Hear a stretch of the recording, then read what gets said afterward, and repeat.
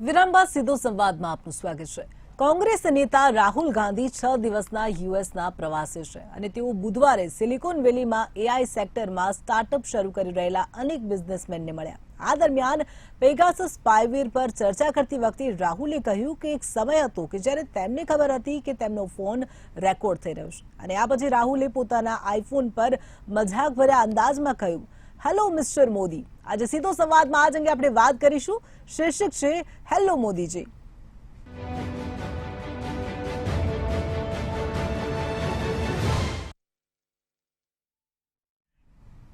Hello Modiji ચર્ચામાં આપણી સાથે જોડાઈ ગયા છે હિરેન કોટક ભાજપ નેતા, ડોક્ટર નિકુલ પટેલ કોંગ્રેસ નેતા, વિજય આહિર વિશ્લેષક, પ્રફુલ ત્રિવેદી મંતવ્ય ન્યૂઝના એસોસિએટ એડિટર। હિરેનભાઈ, તમને પ્રશ્ન કરવા માંગીશ, જે રીતે રાહુલ ગાંધીએ કહ્યું છે કે તેમનો ફોન રેકોર્ડ થતો હતો અને તેમણે મજાકિયા અંદાજમાં પણ કહ્યું છે ફોનમાં કે હેલો મોદીજી, આ અંગે શું કહેશો? સારી બાબત છે અને હેલો મોદીજી તો આપણે પણ કહીએ, કેમ કે હેલો મોદીજી સમગ્ર વિશ્વ કહી રહ્યું છે, સમગ્ર ભારત કહી રહ્યું છે, ભારતના દરેક નાગરિકો કહી રહ્યા છે। પરંતુ આપણે આપણા સવાલની તરફ જતા પહેલા સૌથી અગત્યની બાબત પણ ચર્ચી લેવી છે અને એ અગત્યની બાબત એવી છે કે જીવન માત્ર ને માત્ર આ પૃથ્વી નામના ગ્રહ ઉપર છે, પ્રકૃતિ માત્ર પૃથ્વીના ગ્રહ ઉપર છે, બ્રહ્માંડમાં આપણે એકમાત્ર એવા ગ્રહ છીએ કે જ્યાં પ્રકૃતિ સંભવ છે। તો એ પ્રકૃતિનું જતન છે એ માત્ર ને માત્ર વૃક્ષો વાવીને કરી શકાય। એ અભિયાન વિશ્વમાં, ઘણા લોકોને ખ્યાલ નહીં હોય પણ ભારત નહીં, વિશ્વમાં માત્ર એક જ સમાચાર માધ્યમે ચલાવ્યું અને એ મંતવ્ય ન્યૂઝ ચેનલે, એટલે એનું મારું સમર્થન પણ છે અને લોકોને અપીલ પણ છે કે વૃક્ષો ચોક્કસ વાવજો। હવે મુખ્ય વિષય ઉપર આવે છે। જી સાહેબ, થેન્ક યુ। આ વિષય ઉપર સાહેબ આવીએ। મુખ્ય એ છે કે રાહુલ ગાંધી એક એવું બાળક છે જેને લોન્ચ કરવા માટે ઘણા વર્ષોથી સતત પ્રયાસ થઈ રહ્યા છે, પરંતુ એ લોન્ચ પણ નથી થઈ રહ્યા અને જ્યાં પ્રગટ થાય છે ત્યાં બકવાસ સિવાય બીજું કંઈ કરતા જ નથી અને વિશ્વમાં જ્યાં પણ જાય છે ત્યાં ભારતનું નામ બગાડે છે। આ ભારતનું નામ પણ બગાડે છે અને ભારતની અસ્મિતા ઉપર ઘાવ કરે છે। ત્યારે દરેક ભારતીયોને દુઃખ થાય છે અને એ જ દુઃખ મને પણ થઈ રહ્યું છે ને આપણને સૌને પણ થઈ રહ્યું છે, કોઈ સ્વીકારે કે ન સ્વીકારે।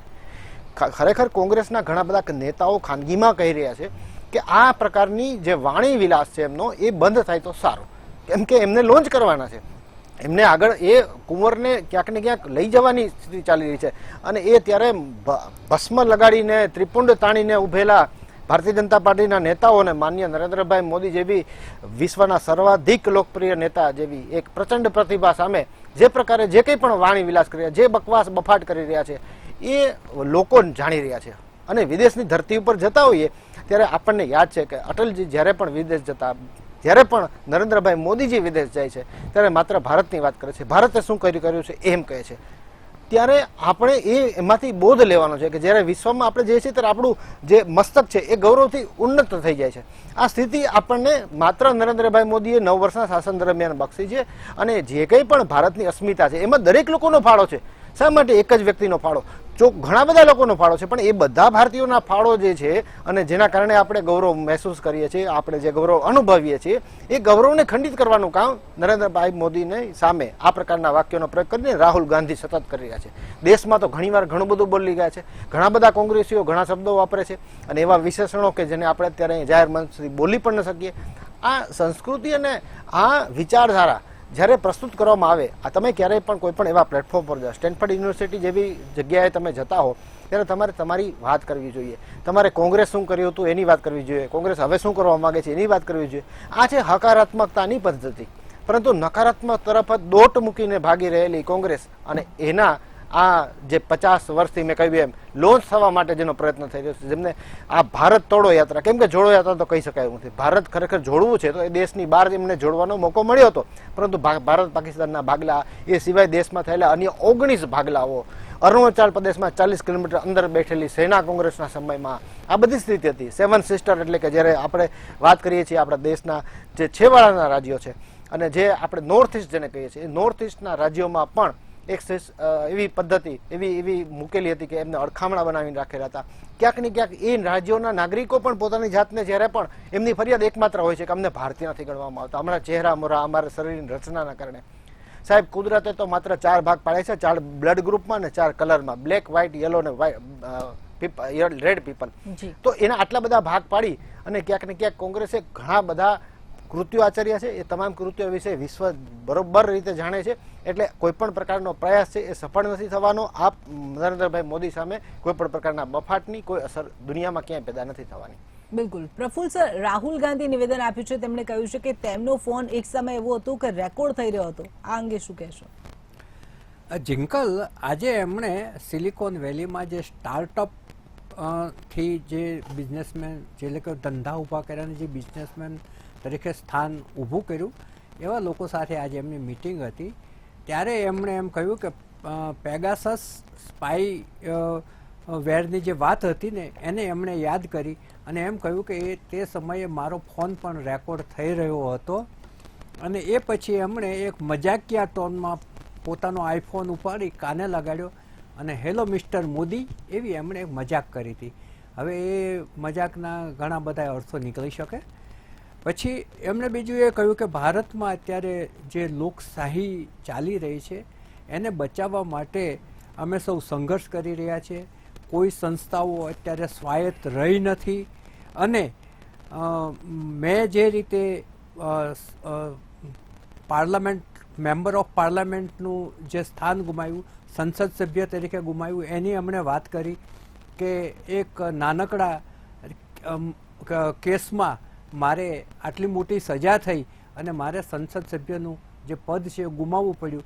જો કે હવે સારું થયું કે હું એના કરતાં બહાર રહીને વધારે કામ કરી શકીશ, એવું પણ એમણે છે. એમણે કહ્યું કે અમે જ્યારે મેં ભારત જોડો યાત્રા કાઢી ત્યારે 125 લોકો સાથે હતા અને અમે આગળ વધતા ગયા એમ લાખો લોકો અમારી સાથે જોડાયા, એ બધી વાત કરી. હવે ગઈકાલે પણ એમણે ત્યાં, આમ તો 6 દિવસના પ્રવાસે છે, ગઈકાલે સેન્ટ ફ્રાન્સિસ્કોમાં એમણે જે પ્રવચન કર્યું ને એના પગલે ઘણો બધો વિવાદ અને ચર્ચાઓ પણ ઊભી થઈ છે. એમણે એમ કહ્યું કે દેશમાં મુસ્લિમોની સ્થિતિ બહુ સારી નથી અને એની તુલના એમણે એ રીતે કરી કે યુપીની અંદર 1980માં જે પરિસ્થિતિ હતી એવી પરિસ્થિતિ અત્યારે લઘુમતીની છે. જો કે અનુરાગ ઠાકોરે તરત જ એમને વળતો જવાબ આપ્યો, કેન્દ્રના મંત્રી શ્રી અનુરાગ ઠાકોરે, કે 1980માં યુપીની અંદર કોંગ્રેસનું શાસન હતું એ રાહુલ આ બોલતી વખતે ભૂલી ગયા છે. એટલે એમનું જ શાસન હતું ને એ વખતે આવી પરિસ્થિતિ હતી, એટલે એક પ્રકારનો એનાથી બફાટ પણ થઈ ગયો. અને પછી એમણે એ કહ્યું કે જો બધા જ વિપક્ષો એક ઉપર મંચ ઉપર આવે તો ભાજપને ચોક્કસપણે હરાવી શકાય એમ છે. એ વખતે એ મોહબ્બત કી દુકાન ટાઇટલ હેઠળ એ પ્રવચન કરી રહ્યા હતા. વચ્ચે એમની વિરુદ્ધમાં સૂત્રોચ્ચારો પણ થયા, ખાલિસ્તાનની તરફેણમાં અમુક સૂત્રોચ્ચારો થયા. પછી એ વખતે એણે કહ્યું કે નફરત સામે મોહબ્બત કી દુકાન એમ કહીને ફરી પાછું એમનું પ્રવચન ચાલુ કર્યું હતું.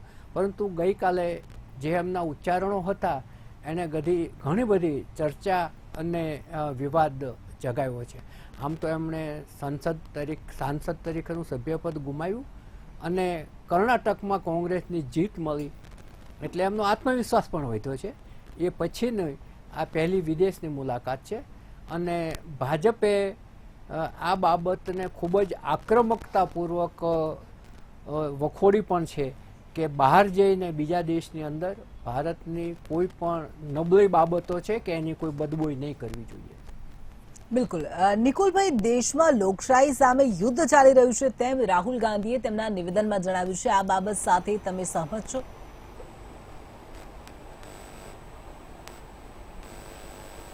જે રીતના આપણે જોઈએ છે કે કોઈ બી નેતા હોય જ્યારે વિદેશ જાય તો એ ડેફિનેટલી ત્યાંના આપણા ભારતીયોને મળતા હોય છે અને એના ભાગરૂપે જ આપણે જોયું કે પ્રધાનમંત્રી બી જ્યારે જાય છે તો ભારતીયોને મળે છે. રાહુલ ગાંધીજી ત્યાં ગયા અને એમણે ભારત જોડો યાત્રા વિશે કીધું અને ભારત જોડો યાત્રાનો એમનો મૂળભૂત જે હેતુ હતો એ બી એમણે સમજાવ્યો કે જે રીતના સમગ્ર દેશની અંદર શું કહેવાય કે ઇન્ડિપેન્ડન્ટ બોડીઝના જે શું કહેવાય કે કાર્યવાહી જેને કહેવાય, જેમ કે ઈડી, સીબીઆઈ અને ફક્ત વિપક્ષના લોકો પર જે થાય છે એના આધારે એમને એવું કહેવાનું મંતવ્ય બન્યું કે ભાઈ અમે લોકો શું કહેવાય કે આ ભારત જોડો યાત્રા થકી જે લોકોની અંદર એક દહેશત છે, જે એક નફરતની જે માહોલ ઊભો થયો છે એની સામે એક મોહબ્બત એટલે કે પ્રેમની પરિભાષા ઊભી કરવાનો એક પ્રયત્ન કર્યો છે. અને આપણે જોયું કે એના સમગ્ર પરિભાષાની અંદર જ જ્યારે વિદેશની અંદર રહેતા લોકોએ સવાલો પૂછ્યા તો એ સવાલોના જે જવાબ હતા એ એમણે આપ્યા હતા. અને સવાલોમાં હું 2-3 સવાલો તમને સાન ફ્રાન્સિસ્કોના કહેવા માંગીશ કે તમિલનાડુના એક સંગઠને એવું કહેતું કે શું અમારી તમિલ ભાષા અત્યારે સંકટમાં છે, કે આ દેશની અંદર શું એક જ પ્રકારનું જે વાતાવરણ ઊભું થવા જઈ રહ્યું છે એની પાછળ શું અમારી જે સંસ્કૃતિ છે, અમારી જે ભાષા છે એના પર ખતરો છે. ત્યાર પછી એક આંબેડકરના જે લોકો હતા એમણે બી કીધું કે જે રીતના ઇકોનોમીની અંદર લોકોને તકલીફો પડી રહી છે, બેરોજગારી વધી રહી છે, તો એના સમર્થનમાં રાહુલ ગાંધીજીએ પોતાની પ્રતિક્રિયા આપી. અને ખાસ કરીને જ્યારે મુસ્લિમ ભાઈઓ બહેનોની વાત આવે છે તો એક મુસ્લિમ અગ્રણીએ એમને સવાલ પૂછ્યો કે ભાઈ શું આ દેશની અંદર જે અમે અનુભૂતિ કરી રહ્યા છે કે મુસલમાન લોકો સુરક્ષિત નથી, તો મારે ભારતીય જનતા પાર્ટીને જણાવવું છે કે તમારા 9 વર્ષના શાસનમાં દેશના લોકોની અંદર એવી તો કેવી અનુભૂતિ આવી ગઈ છે કે આજે વિશ્વની અંદર જ્યારે કોઈ વિપક્ષના નેતા કે ખાસ કરીને રાહુલ ગાંધીજી જાય છે તો એની સામે મીટ માંડીને બેઠા છે કે જે પરિસ્થિતિ દેશની અંદર વિભાજનની, જે પરિસ્થિતિ દેશની અંદર લોકોને છૂટા પાડવાની. મને હજી બી યાદ આવે છે આંબેડકરના જે સંગઠન વાળાએ કીધું કે જે રીતના બધા અમેરિકાની અંદર યુનિયન ઓફ સ્ટેટ્સ છે, શું આપણા દેશની અંદર એ પતી ગયું છે? કારણ કે ભારતીય જનતા પાર્ટી જે રીતના રિસોર્સિસ ડિસ્ટ્રીબ્યુશનમાં પોતાની જે માનસિકતા દર્શાવે છે એના લીધે જે લોકોને તકલીફો પડી રહી છે તો એનો બી ઉલ્લેખ થયો. તો રાહુલ ગાંધીજીએ સ્પષ્ટ કીધું કે અમે લોકો એટલે કે ભારતીય રાષ્ટ્રીય કોંગ્રેસ એવી પરિભાષામાં બિલીવ કરે છે જેને કહેવાય છે યુનિયન ઓફ સ્ટેટ્સ. સંવિધાનની અંદર જે લખેલું છે એ જ અમે ફોલો કરીએ છીએ, યુનિટી ઇન ડાયવર્સિટી. અને જે રીતના જે બી માહોલ દેશની અંદર છે એને જો કોઈ સોલ્યુશન આપશે, એને જો એક રસ લાવશે, એને જો સમરસતા લાવશે તો માત્ર ને માત્ર ભારતીય રાષ્ટ્રીય કોંગ્રેસ લાવી શકશે. તો જે રીતનો પરસેપ્શન બનાવવામાં આવી રહ્યો છે, જે રીતનો હું કહું છું કે એક પરિભાષા બનાવવામાં આવી રહી છે ભારતીય જનતા પાર્ટી દ્વારા, મને લાગે છે આ સમગ્ર ખોટી વસ્તુ છે. રાહુલ ગાંધીજી દેશના હિતમાં અને દેશના લોકોને ઉત્તર આપી રહ્યા હતા. અને જે રીતના હાલ આજે આર્ટિફિશિયલ ઇન્ટેલિજન્સના જ્યારે તજજ્ઞોને મળી ગયા હતા અને પેગાસસની વાત કરવામાં આવી તો પેગાસસ એક એવું હતું કે જે આપણે સમજી શકીએ છીએ કે દેશમાં કેટલી કોન્ટ્રોવર્સી ઊભી કરી છે. અને માનનીય રાહુલ ગાંધીજીએ કીધું હેલો મોદીજી, તો એ જે કટાક્ષ હતો એ લોકોએ સમજવાની વસ્તુ છે કે રાહુલ ગાંધીજીએ સાંસદ હતા ત્યારે ઘણીવાર હેલો મોદીજી કહીને દેશના હિતમાં બોલવા માટે એમણે કીધું, પરંતુ સામેથી કોઈ ઉત્તર નથી મળતો. હેલો મોદીજી કીધા પછી પ્રધાનમંત્રીજી હેલો બી નથી બોલતા દેશના લોકોના હિતમાં. એટલે આ બધી વસ્તુની વાત કરી અને લોન્ચ કરવાની વાત જે મારા મિત્ર કરી રહ્યા છે, મારે એમને જણાવવું છે કે 2004માં પ્રથમ વખત માન્ય રાહુલ ગાંધીજી ચૂંટીને આવ્યા છે અને આજની તારીખમાં બી એક ખૂબ જ સક્ષમતા રીતે આ દેશની અંદર એક મુખ્ય નેતા તરીકે કામ કરે છે. અને કોઈ આ સરકાર સામે જો સવાલ પૂછી શકે છે તો આ દેશની અંદર માત્ર ને માત્ર રાહુલ ગાંધીજી છે. એટલે લોકોના હિતમાં અમે વાત કરીએ છીએ, કામ કરીએ છીએ. આ ખોટા પરસેપ્શન ને નોટેશન જે બની રહ્યા છે એની સામે અમારો વિરોધ છે. બિલકુલ. હિરેનભાઈ, ટૂંકમાં આપની વાત મૂકશો. રાજીવ ગાંધીની ખાસ વાત કરીએ તો અમેઠી એમની લીગસી હતી અને એમના દાદી, એમના ઘણા બધા પરિવારના લોકો અમેઠીથી સતત લડતા હતા, પણ એ છોડીને તામિલનાડુ શા માટે જતા રહ્યા એના વિશે એકવાર વાત કરવી પડશે. બીજું રિસોર્સિસ ડિસ્ટ્રીબ્યુશનની જે વાત કરે છે એમાં મને ભારતમાં ખાસ કરીને ભારતીય જનતા પાર્ટીની કેન્દ્ર સરકાર માનનીય નરેન્દ્રભાઈ મોદી દ્વારા લગાવેલી કોઈ પણ યોજનાઓ લાગુ કરાયેલી એમાં કઈ યોજના એવી છે કે જે માત્ર ને માત્ર સ્પેસિફિક એક સમુદાય માટે હોય? એટલે રિસોર્સિસ ડિસ્ટ્રીબ્યુશનની વાત સંપૂર્ણપણે ખોટી છે. ત્રીજી વાત સૌથી અગત્યની એ કરવાની છે કે માત્ર ને માત્ર એમને લોન્ચ કરવાની, એટલે કે એમના લોન્ચ કરવાની બાબતમાં એ છે કે એમને જે રીતે પ્રધાનમંત્રીનો ચહેરો બનાવવા માટેની કોશિશ પણ થઈ રહી છે એની સામે એ સૌથી અગત્યની બાબત ભૂલી જાય છે કે જે ગઠબંધનની અત્યારે જે વિચાર કરી રહ્યા છે જે બધા વિપક્ષો ભેગા થઈને, એમાં દરેક જગ્યાએથી એક એક વ્યક્તિને પ્રધાનમંત્રી બનવું છે. હું માત્ર આ જનતાને, આપણા દર્શકોને, આપ સૌને સવાલ કરું છું કે એવો તો કયો વ્યક્તિ છે, કોણ એવું માને છે કે નરેન્દ્રભાઈ મોદી સામે આમાંથી એક પણ ચહેરો ટકી શકે છે? આવા ચહેરાઓની કમી ભારતીય જનતા પાર્ટીમાં નથી, કારણ કે સમર્પિત લોકો છે, રાષ્ટ્ર માટે થઈને મરી ફીટવા માટે તૈયાર હોય, વિચારધારાથી ચાલતા હોય અને આ દેશને કંઈક આપવા માટે એ માત્ર ને માત્ર દેના બેંક હોય એવા લોકો છે. અહીંયા લેના બેંક નથી. જી વિજયભાઈ, રાહુલ ગાંધીએ એમ પણ કહ્યું છે કે તેમણે ક્યારેય નહોતું વિચાર્યું કે તેમનું સભ્ય પદ છીનવાઈ જશે. શું કહેશો? રાહુલ ગાંધીએ 2-3 વસ્તુઓ કીધી હતી. એક આ કે ભાઈ hello Modiji, and another thing he said કે ભાઈ જો મોદીજીને ભગવાનની જોડે બેસાડવામાં આવે તો મોદીજી ભગવાનને પણ કંઈક સમજાવી દે કે બ્રહ્માંડનું નિર્માણ કેવી રીતે થયું હતું. એટલે તમે જો કટાક્ષમાં એમણે 2-3 વસ્તુઓ કીધી. હવે આ આખું જે કન્વર્ઝેશન થયું ને ત્યારે મને એક મહાન અમેરિકન ફિલોસોફર ચાર્લ્સ પિયર્સ, જેમને પ્રેગ્મેટિઝમ થિયરીના ફાધર ગણવામાં આવ્યા છે ને, એમની યાદ આવી ગઈ. પ્રાગ્માટિઝમ એટલે શું કે લોકોના કલેક્ટિવ વિઝડમ અને એક્સપિરિયન્સ ઉપરથી કોઝ એન્ડ ઇફેક્ટ જે ડેરાઈવ થાય એના ઉપરથી લોકો ડિસાઇડ કરે કે આ વસ્તુ પ્રેક્ટિકલ છે, આ વસ્તુ ઇમ્પ્રેક્ટિકલ છે. તમને અમુક ઉદાહરણ આપું તો તમે રોંગ સાઈડમાં 180ની સ્પીડે બાઇક લઈને જાઓ તો તમારો એક્સિડન્ટ થાય ને તમે હોસ્પિટલમાં દાખલ થઈ જાઓ. શિયાળામાં બરફનો ગોળો ના ખવાય, દેટ ઇઝ કોલ્ડ પ્રેગ્મેટિઝમ. ઊંડું પાણી હોય ને તમને તરતા ના આવડતું હોય તો તમારે એમાં કૂદાય નહીં, દેટ ઇઝ કોલ્ડ પ્રેગ્મેટિઝમ, રાઈટ? હવે આ પ્રેગ્મેટિઝમ અહીંયા કેવી રીતે લાગુ પડે છે? તમે જુઓ, કોંગ્રેસ પોલિટિકલી પ્રેગ્મેટિઝમમાં બિલીવ નથી કરતી. એનું એક આ જીવંત ઉદાહરણ છે. 2007થી લઈને અત્યાર સુધી જ્યારે કોંગ્રેસના કોઈ પણ લીડરે માનનીય પ્રધાનમંત્રી શ્રી મોદીજી ઉપર વ્યક્તિગત ટિપ્પણીઓ કરી છે ત્યારે કોંગ્રેસનું ઇલેક્ટોરલી તમે જુઓ ફાયદાની જગ્યાએ કેટલું મોટું નુકસાન થયું છે. ઉદાહરણ સહિત તમને જો સમજાવું તો 2007માં જ્યારે કોંગ્રેસના અત્યારે તત્કાલીન જે પ્રેસિડેન્ટ હતા માનનીય સોનિયા ગાંધીજી, એમણે નરેન્દ્ર મોદીજી વિરુદ્ધ એક શબ્દનો પ્રયોગ કર્યો હતો, મોતના સોદાગર. રિઝલ્ટ વોઝ ગુજરાત એસેમ્બલી ઇલેક્શનમાં બીજેપીની ગવર્મેન્ટ બની 117 સીટ જોડે. 2014માં જ્યારે બીજેપી અને કોંગ્રેસ વચ્ચે ટક્કર થઈ રહી હતી ત્યારે મણિશંકર અય્યરજીએ એક પર્સનલ કોમેન્ટ કરી હતી માનનીય મોદીજી વિરુદ્ધ, જ્યારે એમણે કીધું હતું કે ચાયવાલાને જો ઈચ્છા હોય તો કોંગ્રેસની કોન્ક્લેવમાં આવીને ચાય વેચી શકે છે. What was the result? Landslide victory, 286 સીટથી બીજેપી વિક્ટોરિયસ થઈ. 2017 Gujarat assembly election, Patidar agitation હતું, બીજેપી બેકફૂટ ઉપર હતી અને ત્યારે વળી પાછા અય્યરજીએ એક કોમેન્ટ કરી હતી, અમુક વર્ડ્સ યુઝ કર્યા હતા, મને યોગ્ય નથી લાગતા કે મારે કેમેરા ઉપર યુઝ કરવા જોઈએ, ડેશ આદમી કરીને મોદીજીને એવી રીતે વર્ણન કરેલું હતું. શું રિઝલ્ટ હતું? બેકફૂટમાં હોવા છતાં બીજેપી કેમ victorious with the 99 seats. 2019 again Rahul Gandhiji એક કેમ્પેન ચલાવ્યું હતું, રાફાલના મુદ્દાને લઈને મોદીજીને ટાર્ગેટ કર્યા હતા અને મોદીજીને કીધું ચોકીદાર હી ચોર હૈ. શું રિઝલ્ટ આવ્યું? 303 સીટથી બીજેપી અગેન વિક્ટોરિયસ. રિસેન્ટલી ગયા જ વર્ષે અહીંયા ગુજરાતની એસેમ્બલીનું ઇલેક્શન હતું ત્યારે માનનીય ખડગેજીએ એક ટિપ્પણી કરી હતી ને મોદીજીને અમુક ટિપ્પણીમાં અમુક રીતે રાવણ એવું કંઈક શબ્દ યુઝ કર્યો હતો. What was the result again? 156 સીટથી બીજેપી અગેન વિક્ટોરિયસ થયું.